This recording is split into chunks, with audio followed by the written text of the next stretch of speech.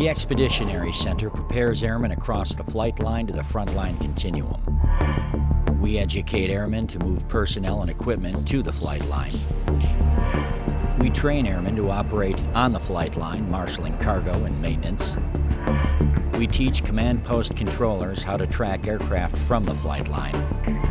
We train contingency response forces how to open flight lines to the front line. And we provide airmen with the skills to operate on the front line. From the flight line to the front line, that's the EC training continuum. Partnering with Air Staff, Air Mobility Command, Air Education and Training Command, and the Air Warfare Center, the EC provides advanced expeditionary combat support training and education through 2 schools, including detachments at Scott Air Force Base, Illinois, and Hurlburt Field, Florida. The EC also provides command oversight to 5 AMC units at various locations across the country. Right now there's, different ways of doing things that are out there. We want to make sure that everything is done according to the current regulation, according to the current Air Force instructions, to make sure that it's done properly. Part of the road, or put something in a culvert, you're going to see that heat change. So it's saving your lives. Soldier pointed at the target. You're in that low ready. As you can see, he's already in that low ready. The instructors we have here are for the most part hand-picked.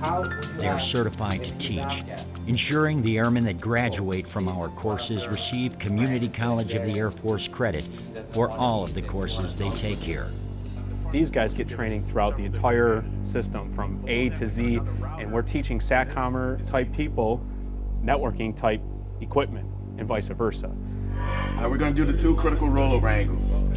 The resources that we have here at the Expeditionary Center are top of the line, and it really takes it to the next level when we're talking training. All right, brace yourselves.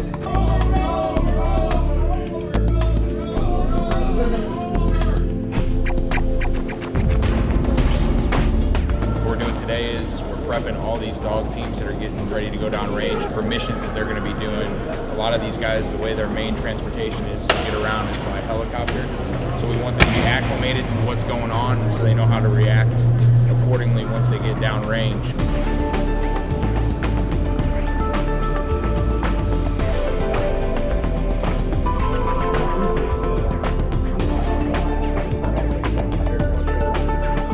The students have just started the scenario, and from the instructor station, I'm able to see if they are statusing the aircraft correctly, and see which jobs they have started, and see if they're utilizing the resources the best way they can. This tank for 6 go in. It gives you a better idea what the whole picture's like real quick. And then being able to throw in one emergency in after another that we wouldn't get on a day-to-day basis normally. It's definitely a better learning environment where we can make mistakes and learn from them. You get to play with the system, see how to work it when I'm not pressured by work stuff I have to do. And that helps them learn the best ways to run the flight line when they go back home.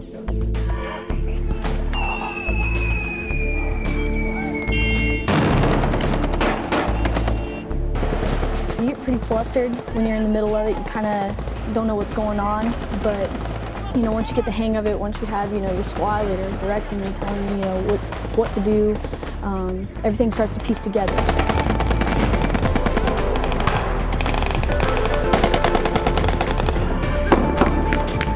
We're doing close quarter combat. Basically, we're learning to clear buildings and encounter enemy in those buildings. Getting this training right before we deploy, get your confidence level up. It helps you realize that the training that you just received is practical in the real world.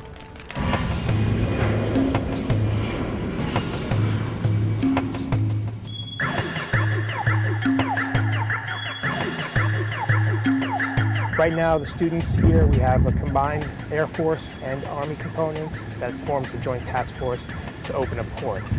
They're in a fictitious country called Nesser, and they're here to support that country because of a humanitarian issue. The meeting is between the local military, there's a Colonel Jafar, and they're meeting with the leadership of the Joint Task Force port opening. and they're just discussing, the day-to-day operations during the office call.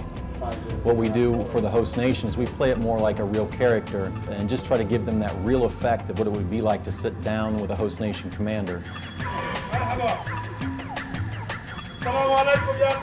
We have a village that's in the exercise, and they get to deal with a constable, the mayor, and a lot of contractors, which actually gives them that ability to learn that in this environment and how difficult it is to deal with that, instead of learning it firsthand downrange and making those mistakes, which could hinder your relationships in the long run.